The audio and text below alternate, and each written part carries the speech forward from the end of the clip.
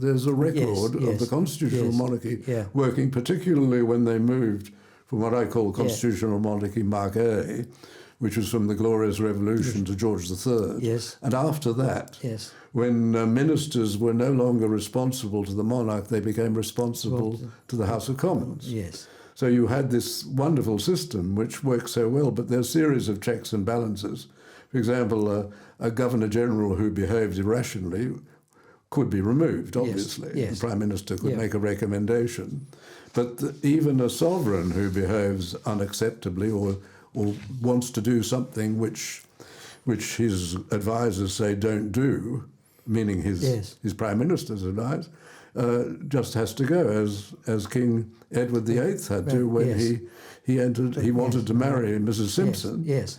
And there was a very strong, the strongest opposition to the King marrying Mrs. Simpson came from the Australian Prime Minister, from Joe Lyons, who was a Catholic, obviously had a very strong view about divorce and did not think that the King should marry a divorced person. And that was the view also in Britain at the time. There's a different attitude now to divorce, but that was the belief that the King was not would not accept the advice of his ministers, particularly his Australian minister. So let me ask you a question, because I was pondering this last night. If that situation arose again, where if, for example, Britain decided to dispense with the monarchy, then that would not affect us. Whoever was the monarch would still remain King of Australia, and nothing would change in that respect. But if they wanted to change the monarch, how would they be compelled to consult with us as well? Well, that is the practice. And in fact, the Statute of Westminster suggested that at least in relation to the titles of the monarch. I think that there is a convention that the United Kingdom must consult. They certainly consulted, for example, when they did away with the rule that only boys, or that a boy, there was a primacy in relation to male succession, and that disappeared. But it was only done after all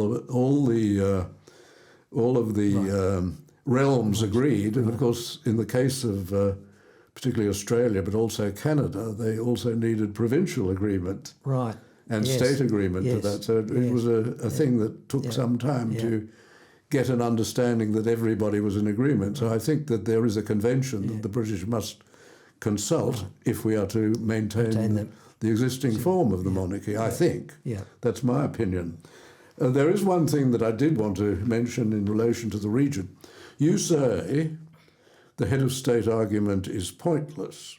I think you're right, but the only reason it's come up is because the Republicans, desperate for a reason to change, have fallen on it. Their reasons were becoming ridiculous. For example, Al Grasby was claiming that the Crown caused unemployment, then only in a republic could we cure unemployment, which is just a ludicrous argument.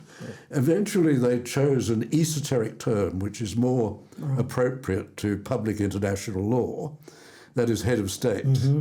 And they came up with a formula which was, we can only have an Australian as head of state if we become a republic. Well, the position of Australia as a constitutional monarchy was, well, on the best advice, legal, those who are au fait with international diplomacy and so on, and who understand the running of the vice-regal office, the Governor-General is the Australian head of state. And in any event, Australia is already a republic. It's a loose term. It's the English version of republic is Commonwealth. We chose Commonwealth. We are, we say, a crowned republic. And what was being suggested in 1999 and in the current version of the Republican movement is a politician's republic. That is one which increases the politicians' powers. You will be horrified, you probably know, that the current proposal of the Republican movement is to strip the president of the reserve powers.